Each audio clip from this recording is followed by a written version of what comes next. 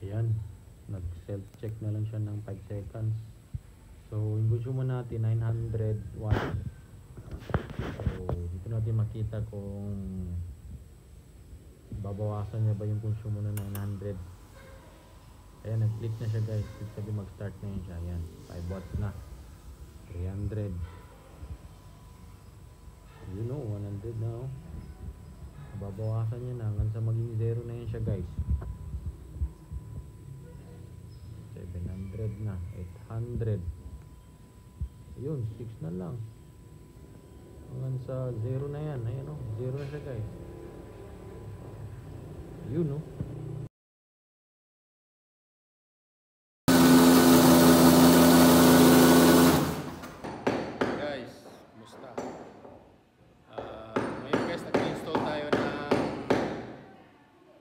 Nakikita nyo 10 kilowatts na inverter. Install natin doon sa bahay ng kasama natin. So ayan, ongoing yung wiring natin. At saka tuloy-tuloy pa rin yung pagbutas natin dito para paglagay ng wire doon sa taas sa panel. Nasa second floor tayo guys, pero ang panel natin ay nasa third floor. So ayan, yan yung inverter natin na DE. Tapos yung box dito, ayan, binubutas na. Para magkapareho sila, ito level sila sa kabila. Ayan, binubutas na yun. So mamaya-maya guys, mag-wiring tayo dito. Ito guys, dito natin madaanin yung wire natin. Ayan. Diyan sa butas. Packet doon. Ayan. Kaya dalawang butas yan. Diyan natin padaanin yung wire natin dito. Dahil 2 strings to eh. 4 lahat. Ayan. Butas na ng dalawa. Para sakto yung hose natin. So, lalagyan ng hose. Maganda maggamit ng ganito guys, para maprotektahan yung wire natin dito. Ito, kahit matapakan yan or kahit na maarawan ito, safety siya.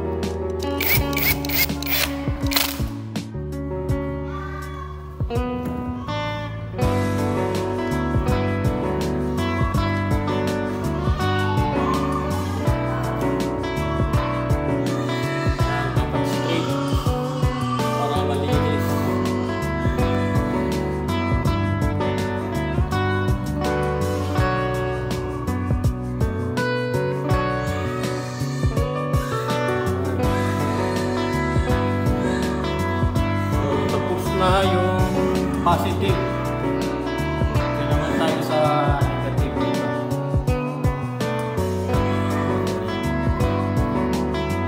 Sundin lang natin yung polarity dito, positive, negative. Positive sa first, ito positive sa kabila. So negative na naman tayo dito.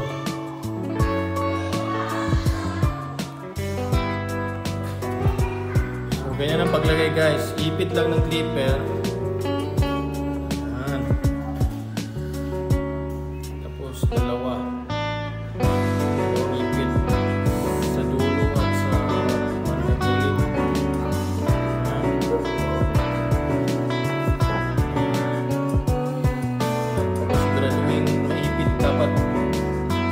Manila.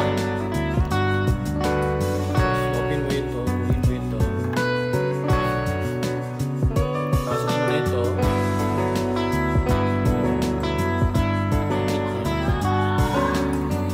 Saka na ito. Marinig nyo rin yung click. Yun. Click. Click na. Saka na inipitin na ito. Ayan. Mag-lock na yun siya dyan. Ayan. Ayan. So, meron na tayong dalawang negative. Dalawang negative na natin ikabit natin, guys. Kabitan natin ang negative. Kabit na natin yung positive. So, ngayon, negative na naman. So, click.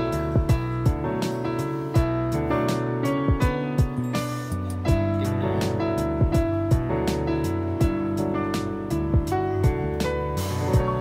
Ito natin siya pagdaanin sa partner na rin.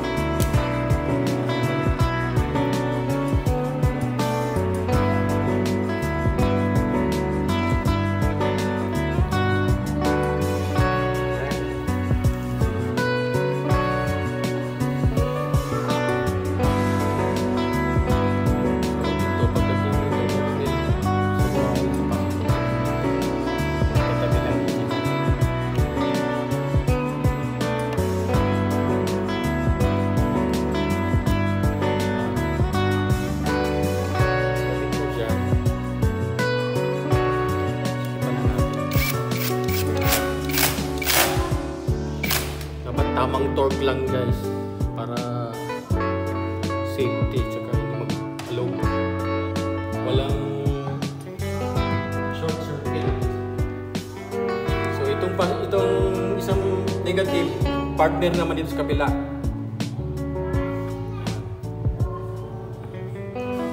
Kanya-kanyang string sila, guys. Pwede rin unahin natin dito. Unahin na lang natin dito. Dito, tapos itong bilang.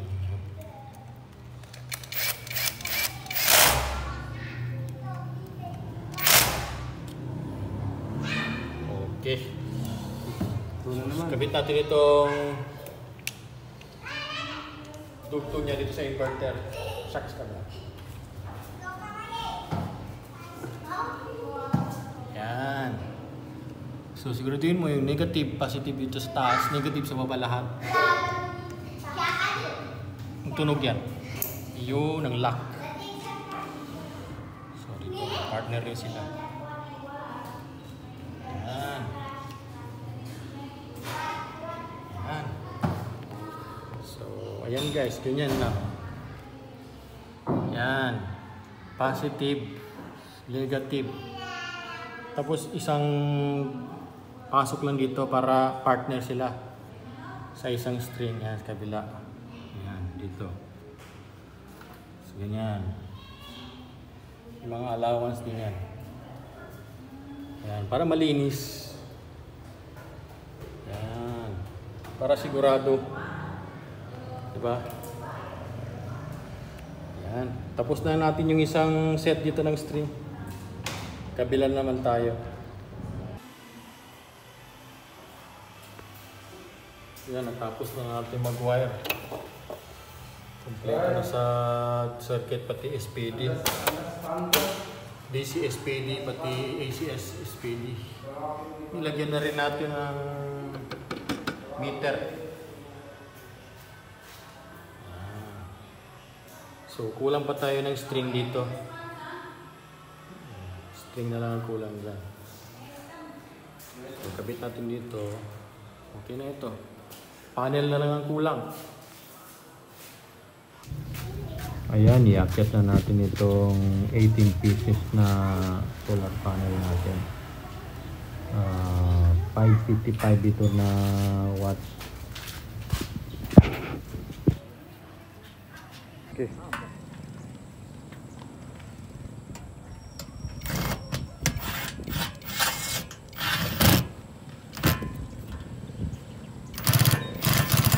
Okay. So, naglagay na kami ng dalawang kwan parin. Ng solar. Okay. Yaman ya makain mo ba? Yata mo ko na sana na. Ito pa yung bali pa kang pat.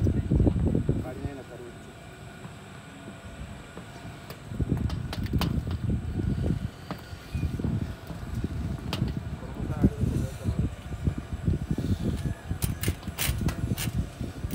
Plaster po.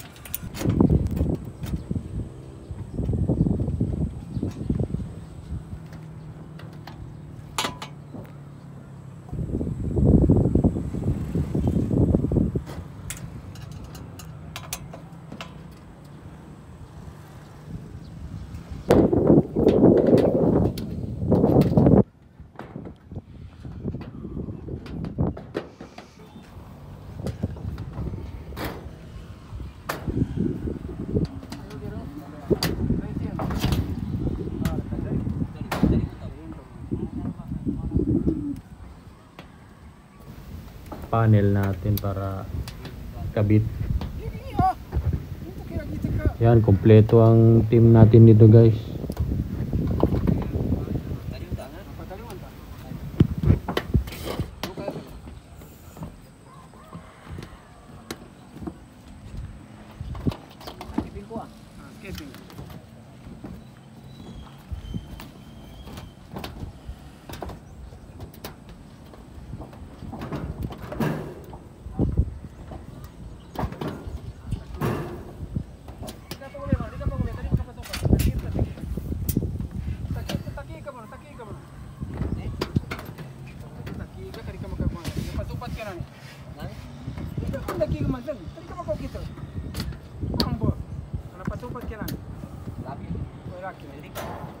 Nambah. Kan kamu kok gitu. Mak, boleh tekak kan? Sama. Nanti lihat terus. Man mo, kaya pangani. So, dahil kami ito ba dito ko na. Ayan, nag self check na lang siya ng 5 seconds. So, yung consumo natin 900 watts. So, dito natin makita kung babawasan niya ba yung consumo na 900. Ayan, nag-click na siya guys. Click sabi mag-start na yun siya. Ayan, 5 watts na. 300. You know, 100 na oh. Babawasan niya na hanggang sa maging 0 na yun siya guys. 700 na, 800. Yun, 6 na lang. Hanggang sa 0 na yan. Ayan oh, 0 na siya guys. Yun oh.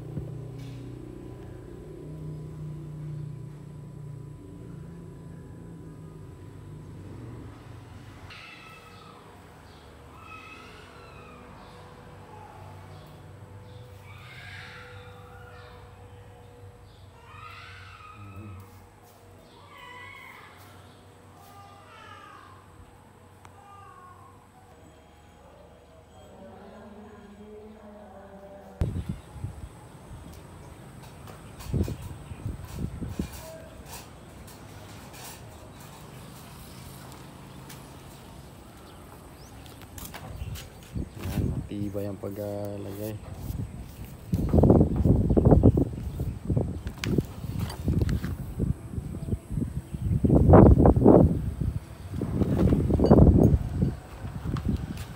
Tinakpan ko lang ng sukot para hindi mapasukan ng tubig.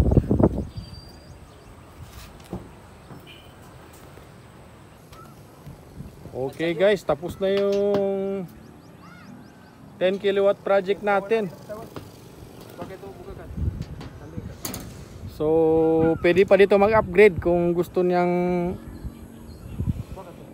may-ari mag-upgrade ng another dito mga 6 kilowatt. Kasya dito 9 pieces na kuan. Pwede pa mga upgrade. So ayan, bawat isang panel dito 555 watts na panel. So magandang sunset dito guys, kay dito diyan ang sunset. So ang sunrise dito maganda, kay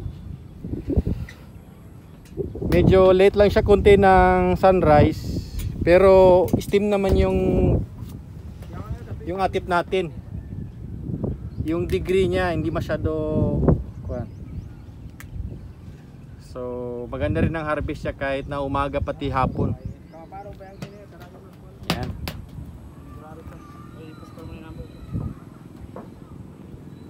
So hanggang dito lang muna itong video natin guys. Kita-kits sa susunod na vlog.